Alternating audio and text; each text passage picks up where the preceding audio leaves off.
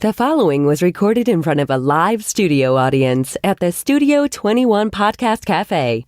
This is the United Podcast Network. The following program is closed captioned for the thinking impaired. By tomorrow, I will rule the world! You think he's gone? He's not gone. That's the whole point. He's never gone. Is this some radical new therapy? You see? Well, I must have not been paying attention when you were just talking to me. Do you think that you could repeat the question? And I listen more attentively. There must have been something in all of that nothing that wasn't quite so easy to see. And I must have missed something when you were just talking to me. Alrighty. Must have not been paying attention when you were busy slamming. All right, welcome to the Paying Attention podcast here high atop the Two Guys Smoke Shop on Route 28, Salem, New Hampshire. I'm losing my voice. It's the worst thing in the world when you're doing podcasts. Here at Studio 21 Podcast Cafe, we want to thank Dave Garofalo for giving us this opportunity. We also want to thank some of the other podcasts here. We love listening to Political TNT, Success in the 603, The Barbecue Pit, a whole bunch of other podcasts you might want to catch when you're done listening to us. We certainly appreciate that you're here. My name's Tom Duggan. I'm your host. And, of course, we have Quianna, who is going to give us some news today. Glad to have Quianna back. She's like Cher. She only has one name, like Shakira. Quianna. That's me. Right? Well, I have a... You're actually better looking than Shakira, believe it or not. Stop it. Yeah, it's true. Tom Duggan just said that I'm better looking than Shakira. That's true. Wow. Well, she's old now. She's like 35, you know. I know. That's really old for you, Tom. Huh? 35 is the red zone. That actually is true. It used to be 30 until I met the redhead. She was 34. I said, okay, I'm going to bump it up to 35, but no more than that. Yeah, it's definitely a big stop sign. Did you have a good holiday? Did you have a good... I did, but it was a little bit different this year. Really? It was different because I think as a kid and as a young adult, you grow up and there's this feeling and this nostalgia that kind of comes with it. And then you become an adult. And then it kind of sucks. You do your life, like, type of thing, and then it's like, it's a time that you get together with your family, but it's different. Like, you're there, and you're spending time, and then you go home. It doesn't, I feel like it doesn't have that same feeling to it, and people keep telling me someday when you have kids, it'll be a little bit different, but it feels like a regular Friday. Except you get to spend it with family, which, you know, for some people is good. For some people, I guess, maybe not so good, right? Yeah, definitely. So I guess you've got some news for us. I think we're gonna cut the show today because I've got tons of stuff I have to do after the show. I think we're gonna try and cut this to a half an hour if we can make it. If we go over the half hour, I'll just stay. But I know Quianna's got to leave, and I have other stuff that I need to do. So I guess there's a bunch of news going on in the Merrimack Valley. Quianna, why don't you talk to us about some of that? Okay, we're going to start in Haverhill. Obviously, it's pretty common knowledge that very recently, you know, Massachusetts had voted to get a license for recreational marijuana to open dispensaries. We, as the state of Massachusetts, had 2 that opened, I don't know, last month. Mm-hmm. And they said in just a matter of 2 weeks, they had gross like $8 million in profit. Can you believe all those idiots that are standing in line to buy marijuana? Standing in line and using shuttles back and forth to wait in another line outside, to wait in another line in a dispensary, to wait in a line for a shuttle, to go back to a parking lot, to drive to wherever you came from. And yet, all you have to do is text anybody in Lawrence, and you can buy, get it delivered to your house. Like, I don't understand, why would anyone stand in a line? Mm-hmm. Like, I know people that, like, I'm sitting in a friend of mine's living room the other day, and he says, "Oh wait, I gotta get some weed. Hold on." He texts a friend of his. The guy shows up 10 minutes later. He pays his friend. His friend gives him the weed. Why is anybody standing in line? Like, I don't get this. It's probably cheaper. What too, is the right? Yeah. Right? And you don't have to, like, dealing with other people. Like, no taxes. I hate lines and I hate crowds because I hate, like, large groups of people. Because I hate people in general anyway. Well, the thing about those dispensaries is, you know, you're looking at an hour, 2 hours just to get out there. But the city of Haverhill, which is obviously right in the backyard, right next door, could actually be the next to get a retail marijuana dispensary. WHAV in Haverhill reports that the city could get between $500K and $1.5 million in revenue from the dispensary, and they've actually been awarded 6 marijuana licenses for 2 different locations of property of land that they've set aside just for the sale of recreational marijuana. Wow. You know, now North Andover tried this last year. We had town meeting. I live in North Andover, so I attended town meeting. And North Andover was set not to have retail marijuana, but to have a medical marijuana growing facility. So they weren't even going to sell it in North Andover. They were just going to grow it there. And the anti-marijuana, the Puritans, the right-wingers, of which I am one, although I didn't agree with them on this, fought this as if we were debating whether or not marijuana should be legal. Like, one guy got up at town meeting and he showed brain scans of children who had smoked marijuana, as if that has anything at all to do with a medical marijuana growing facility that's not selling it. It was crazy. But at town meeting, North Andover turned it down. It would have been something in the neighborhood of $10 million for local taxpayers. We could have hired cops, firefighters with that, teachers, paved roads. We could have built a new school, but the people of North Andover just decided that marijuana is evil, and we're going to vote against this. Now, in full disclosure, I voted against making it legal. I think Massachusetts finally did something right when they decriminalized it, but they still made it like a civil infraction. Right. So the cops didn't have to waste all of their time on chasing down a kid smoking a marijuana cigarette on Brook Street, and they could concentrate on the more important crimes. And then Massachusetts went full blown and said, okay, well, we're going to make it legal, which I think just opens up so many other problems. People smoking it while they're driving, people smoking it while they're using heavy equipment. People giving it to kids. We all know that the more plentiful it is. Think about this: you can smoke marijuana. The government is trying so hard to make marijuana legal in every state. At the same time, they're trying to make cigarettes illegal. Right now, I smoke Newports. Right now, there's a measure going before the Massachusetts House to make menthol cigarettes illegal, to ban menthol cigarettes because they're bad.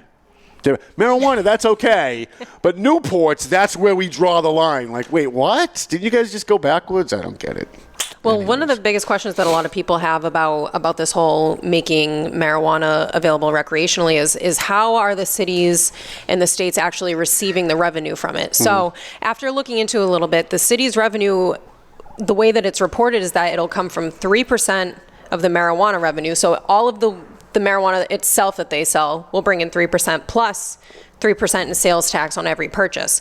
So the 2 places that they're looking at right now, one at Washington Street area and Emerson Locust and Granite Street, along with a little bit of Railroad Street, those are the places that they have designated that they will be able to implement this tax on the marijuana and sell it recreationally. So my question is, what does that do for the infrastructure of a city like that? When you hear these reports of the dispensaries out west and they talk about, these long lines and shuttle buses and parking lots, is that what it's going to look like in Haverhill? Maybe.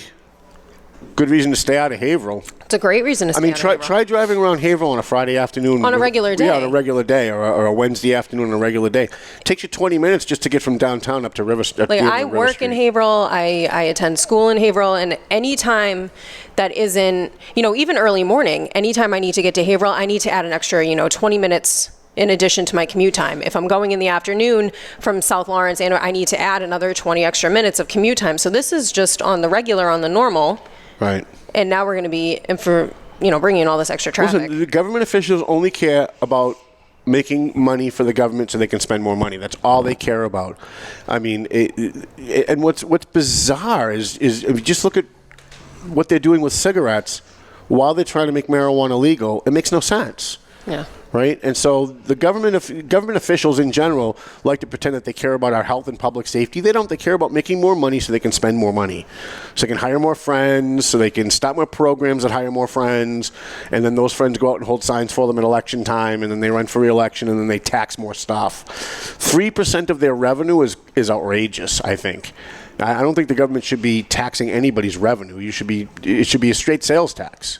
Make it a 6% sales tax. Obviously people are going to pay it. Yeah. Right? Definitely. But, it's a multi-billion-dollar industry. Maybe I should be in the marijuana industry, but...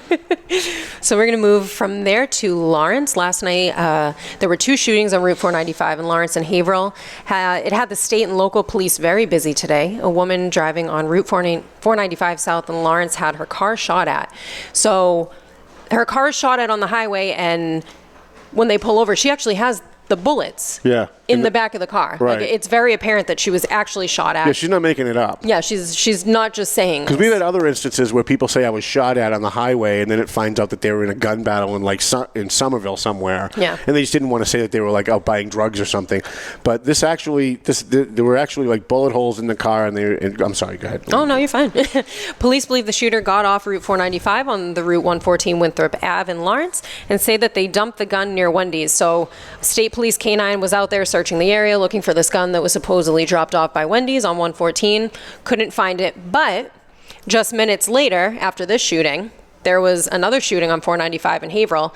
So the state police believe that it is the same suspect. They're looking for a 2006 gray Acura with a mass plate 7RT383 for shooting at another vehicle on 495. So the vehicle is registered to a 20-year-old from Haverhill. Officer safety is advised, as obviously this person is shooting at foreign cars. Yeah, and the thing is, those of us who listen to police scanners might actually be able to help the police out in Haverhill and in Lawrence, except Haverhill and Lawrence have encrypted their police scanners. So, not going to get much help from the public on that. Definitely not. So the NFL had its lowest attendance in more than a decade. Boycott the NFL. So in the last decade, they have had their lowest attendance rates for overall right across the board, but for some very specific teams as well. According to the magazine, the Washington Redskins attendance is down 19% since last year. Tampa Bay Buccaneers are down 9%, and the Cincinnati Bengals are down 5%. But on the upside, not every team has seen a drop in attendance. The Dallas Cowboys, Ezekiel Elliott, he's the man. Yeah? He's a good guy. All right, good. They lead the league in the attendance. The LA Chargers grew their attendance by 29%, and the LA Rams are up 14%. Well, I'm glad that the NFL has got a decline in attendance. I'm boycotting the NFL. When 6 Dallas police officers were murdered protecting left-wingers who were protesting against police violence. 6 police officers were murdered protecting them, and there was, I can't remember who it was, but one of the players wanted to wear socks or wanted to wear a blue band in order to honor the police officers that were killed. The NFL said no. Wow. This is not a place for making political statements. And yet since then, Colin Kaepernick is kneeling during the national anthem. Taking a political stance. People are putting their fist in the air. They're protesting everything, police violence and everything else. So I think the NFL, like most sports, first of all, I think most of it is fake. Quite frankly, that's just my opinion. But on top of the fact that I think that it's fake, which is one of the reasons I stopped watching, the NFL is really just anti-American now. I mean, they stand for and they allow people to protest America, but they don't allow people to honor police officers, to honor our Marines, to honor our veterans. So I boycott the NFL. I'm glad that they've lost attendance. I think they should wake up. I mean, you can't listen to a sports radio station anymore without them talking politics. People don't watch sports for politics. People watch sports to get away from politics. People watch hockey, baseball, football to get away from the real world. They don't want to be listening. Oh, some football player beat his wife. Some football player made a racist comment. Who cares? They play football. Go out there and throw the friggin' ball. And I don't care what they do I don't care if the guy beats his wife, he kicks his dog, he drives drunk. That's between him, the cops, and the court. On the field, throw the ball, catch the ball, block somebody. That's what you're paid to do. And I don't think there's any room for politics in sports. So I'm glad the NFL's down. And who knows? Maybe they'll wake up. I don't think they will, but. The New Hampshire state legislature approved a measure yesterday banning guns from the State House by a vote of 220 to 163. This is the dumbest thing I've ever heard in my life. You just announced to the world that, by the way, we're all unarmed now. So if anybody wants to come in and shoot us, we can't fire back. It was actually one of the first acts by the new Democratic-controlled legislature for 2019. So it's one of the first things they did in the new year was ban all guns from the State House. So we see what the priority of the Democratic legislature is in New Hampshire. It's not to make your life better. It's not to lower taxes. It's not to make it easier for small businesses to flourish in New Hampshire. It's not to make people's lives easier, pave roads, make schools better. No. It's to take your guns. That's their number one priority. I'm actually going to read you this this little blurb from House Republican leader Richard Hinch of Merrimack. What he said in a statement was, there have been several instances where members of this body have been threatened with physical violence against them or their families. In our capacity as identifiable public officials in an environment of heightened political rhetoric, we are at a greater risk for violence.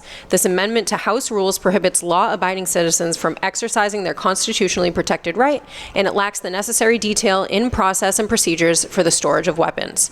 So the gun ban at the State House has been passed and reversed several different times over the last few years, depending on which party controls the legislature. But the Democrats obviously wanting to ban the guns, and the Republicans not so much. Right, yeah. Republicans believe in the Constitution, and Democrats think the Constitution it was written by old white men who owned slaves. We need to get rid of it. And so they can't say that. Right? Some of them do, the progressives do, but most of them can't say that because it's not popular to say that. You can't get elected saying that in most states. So they want to do it incrementally. And first they're banning it at the State House. Next they'll be banning it in other places. And little by little, that's what they do. And, you have a right to protect yourself. Think about it. They've just announced to every crazy person out there with a gun who might want to commit violence against someone in the legislature, that, by the way, these guys are not armed when they're in session. So if you really want to get them, that's the place to go. I think that's the dumbest thing like fish in a barrel. Like, why would you do that? Why don't we make it a law that everyone who doesn't have a gun have a sign on their lawn that says no gun on the premises? And let's see which houses get broken into, right? I mean, the whole gun debate is really just a ruse to take people's guns away. And they can say that it's not. They can say they're not against the Second Amendment. They are against the Second Amendment. They've tried numerous times to pretend that the Second Amendment doesn't say that an individual has a right to carry a weapon to defend themselves. And the court has been very clear, at least up until now, that as an individual, you have a right to protect yourself. I carry a weapon. I have to protect myself. I have a lot of enemies. I've had a lot of threats in my lifetime. I want to know if somebody walks in here right now and starts shooting people, I can at least fire back. Yeah, I can at least protect myself. Might not be able to protect everybody else, but I can protect me. And that's what the Second Amendment was designed for. But then again, the liberal Democrats don't like the First Amendment either, as we're finding out. Well, the real kicker about it is that the ban was supported by the New Hampshire Gun Violence Prevention Coalition. Yeah, so it was actually supported by them. Yeah, so you have all these organizations that their main focus is to take away people's guns. That's what and they call it gun violence. By the way, it's not gun violence. The gun didn't commit the violence. The person committed a violence, right? Yeah. So. I mean, the gun didn't just grow arms and legs and find somebody, I hear you. We're just going to wrap up a little bit here talking about Columbia Gas. It's just the gift that keeps on giving. Yeah, let's talk about them for the next hour. So with the Columbia Gas disaster finally over and all services restored, residents in the Merrimack Valley are getting their first bills from Columbia Gas since September 13th. Explosions that rocked the valley left thousands of homes with no heat. You were one of them. I was without heat. I was one of them. You were no hot water, no heat, no stove, like nothing. Yeah. Literally displaced from our homes for technically months, right. Months at a time. At least 2 months, yep. To return home, and now people are getting $800, $900 bill. I haven't received my bill yet, Yeah, but I'm sitting here, clenching, right. My hand and my teeth. Just waiting for that bill to arrive. So according to Boston 25, Paul Craney of North Andover, so this is a local guy, got his first bill last week for more than $820. Outrageous. Could you imagine being displaced from your home for 8, 9, 12 weeks? And I was lucky because I received my gas a little bit earlier than some other people, and I was out for about 9 weeks. But could you imagine being displaced for 9 weeks, having no answers, no nothing? There are damages to your home, reparations that need to be met, and then you get slapped with a $1,000 bill from a gas company that just literally took you out of your home for like 3 months. I think Columbia Gas should give everybody free gas. Everybody affected should get free gas for a year. 2 years. All right, I'm up for that. 2 years. But I mean, we've talked about this before. All Columbia Gas has done since this disaster is reimburse people for expenses that they've had to incur as the result of their bad behavior. But they really haven't gone above that. Like, I was expecting, like, within the first week, everybody gets like a check for $5,000 so they can get through the next few weeks, and then we'll reimburse you for expenses on top of that. I think that probably would have worked. Well, especially when they saw it was going to be long term. Yeah, and they kept lying to us. They kept saying, it's going to be in 3 weeks, we're going to have everything restored, right? Remember, Rich? It was 3 weeks at the beginning, and then 3 weeks became 5 weeks, and then they said, well, maybe December. And then it was like finally, I think the last one got hooked up the first week of December.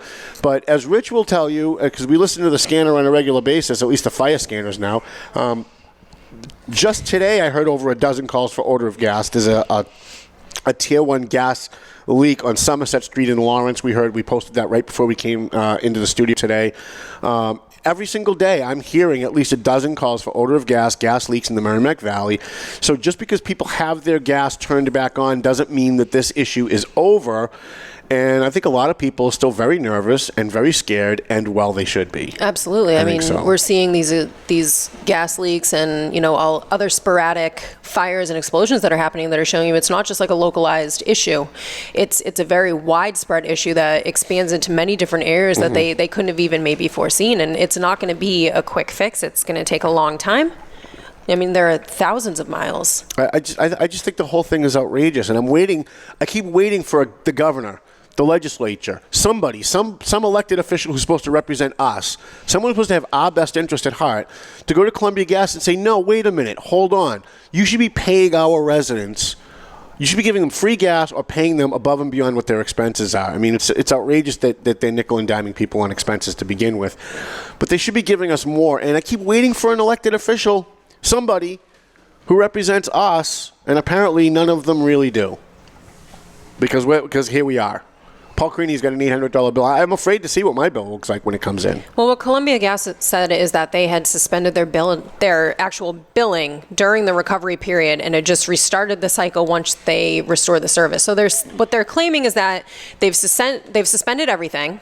You owed what you owed for the month before it was suspended, and then when the gas was finally restored, they're putting all of that as a lump sum and then giving it to their customers. Right. And don't think for a minute they're not going to go up on their rates to pay for all the things that they've been paying out on since this disaster happened. You can expect a rate increase. I don't care what they say. I would guess it has to be an estimated reading on the houses they blew up. Right. Yeah, I would imagine so. You can't do an actual reading. Right. Yeah, because there's no house. No house. No. But I'm sure they'll still get a bill, though. Oh, yeah. Yeah, no house, but still getting a bill. Love it. The thing that this resident, Creaney, was trying to express was that it wasn't so much about the bill that he had been given from Columbia Gas. It wasn't the fact that he received an $820 bill. It's more the lack of communication, the fact that, they haven't been saying, hey, expect, a lump sum. This is how it's broken down. This is what it's for. These are the dates, actually showing what it is instead of just slapping people who are still adjusting to moving back to their homes,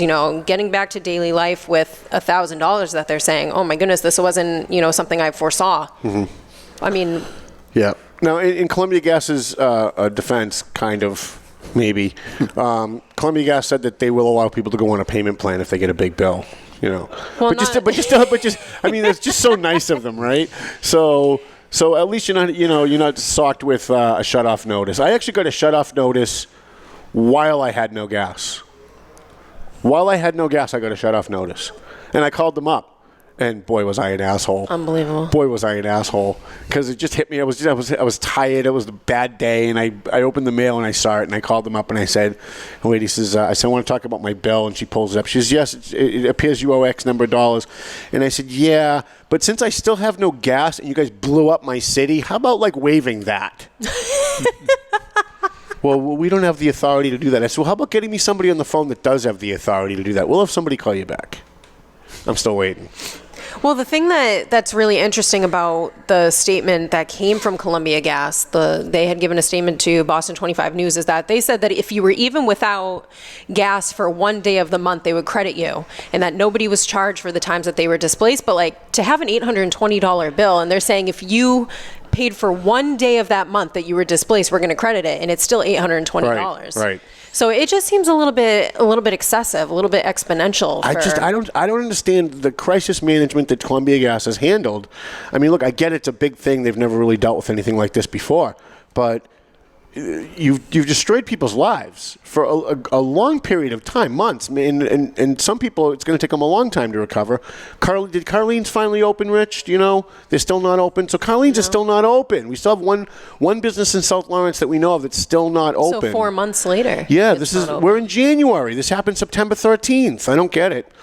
And I'm waiting. Dan Rivera, instead of being so concerned about encrypting the police channel, should have been up Columbia Gas's rear end saying, no, every single Lawrence resident should get free gas for a year. That's what he should be doing. And not for nothing, I've had a lot of experience with a lot of the workers that are working with Columbia Gas. They've all been in person, very, very helpful, able to explain things, but they're bringing in hundreds and hundreds of workers from the south and out west, and they're putting them up in hotels, and they're giving them stipends, and they're providing all of these they can pay for services for them, but they're nickel and diming to give people 80% of what they've spent on food. Yeah, I think 80%. everybody should file a lawsuit. Everybody just file a lawsuit. I mean, we had the lawyer for Raimondo and Shulkin on the show, I think 2 weeks ago. And they're working through a local attorney, Bob Kelly, on Parker Street in Lawrence.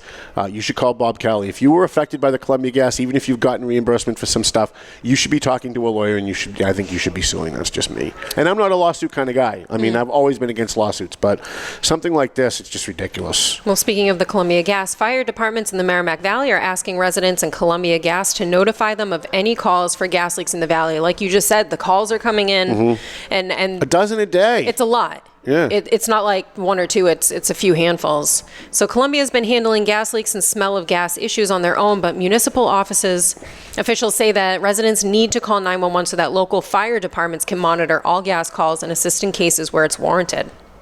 So if you smell gas, call your fire department. Yeah. And up until now, I guess Columbia Gas people have been calling Columbia Gas with gas leak calls. They want you to call 911. They want the fire department, because the fire department can get there a hell of a lot faster than Columbia Gas can get there. Yeah, it says that they can get there in 4 minutes versus 40 minutes that it would have been with Columbia Gas. And that's 40 minutes is a lot when you're dealing with something like a gas leak. It takes a fraction of a second to just ignite a fire. So even though all services have been restored, local fire departments still receive half a dozen phone calls a day or more for smell of gas or leaking gas. And just a reminder that these gas leaks were September 13th of 2018, so we're coming up on 4 months that it's been. Yeah. Pay people. If anybody from Columbia Gas is watching that has any authority, pay people. That's it. I mean, for crying out loud, you destroyed people's lives, and I get it. The officials, you didn't destroy people's lives, all right? You're just someone who works for a company, but your company destroyed people's lives for a long period of time, and some people will probably never be right. And I think you ought to just pay people. Just pay people. I mean, I don't know how much more strongly I can say it. Nickel and diming people over where they ate out during the time that they had no gas stove to cook. We had one lady that said that Columbia Gas wouldn't pay for her laundry because she's a nurse, and she deals with viruses and stuff at work, and she didn't want to contaminate like a local laundromat, like a local public laundromat, by bringing her work clothes there and using their machines, and possibly, who knows if the washing machine kills all the bacteria, and she didn't want anybody else to get sick. So she said, no, I'm going to have to hand dry them. She had to go out. She had to buy clothes at Kohl's, so she could just get through like the first couple of weeks. They would reimburse her for it. Wow. So I don't know. It's unbelievable. Crazy. Got anything else? I don't have anything else for you. All right. I will say I did firsthand watch a high-speed chase the other day. Oh, you did? Where? 495 north, heading off to 93 south. It was a black Dodge out of state. I took a video of it. Oh yeah, that's right. You did. And they have no suspects. No suspects. They threw out nails twice, couldn't get him. He jumped across the median, headed north on 93, out of sight. It's very rare that you can outrun the cops these days. I mean, they know who you are. Oh, yeah. They run your plate. They got you on video everywhere you went. They got you on video. They can backtrack the video from wherever you came from. We are living in George Orwell's 1984. Definitely. I mean, the government can watch you and see you everywhere you go and see everything that you do. So, all right, I think that's going to be it. And we're going to cut the show to a half hour today. We'll bank the other half hour. So you want to run the ads at the end? Oh yeah, just run them heading out. All right. We'll just run them before the end of the show. And we'll see you next Thursday here at the Studio 21 Podcast Cafe. High Top Two Guys Smoke Shop on Salem 20 on Route 28 in Salem. I can't even talk today. Yeah. Can you imagine if I tried to do another half hour? Tripping over my own words. No. I want to thank Dave Garofalo, everybody here at Studio 21 Podcast Cafe. Two Guys Smoke Shop. Of course, Ed Sullivan, our fine producer. And thank you. By the way, Heroes in Our Midst Volume 2 will be out shortly. We're working on it. I'm trying to put the final touches on it. So Volume 2 of Heroes in Our Midst will be out shortly, hopefully before the bash. Awesome.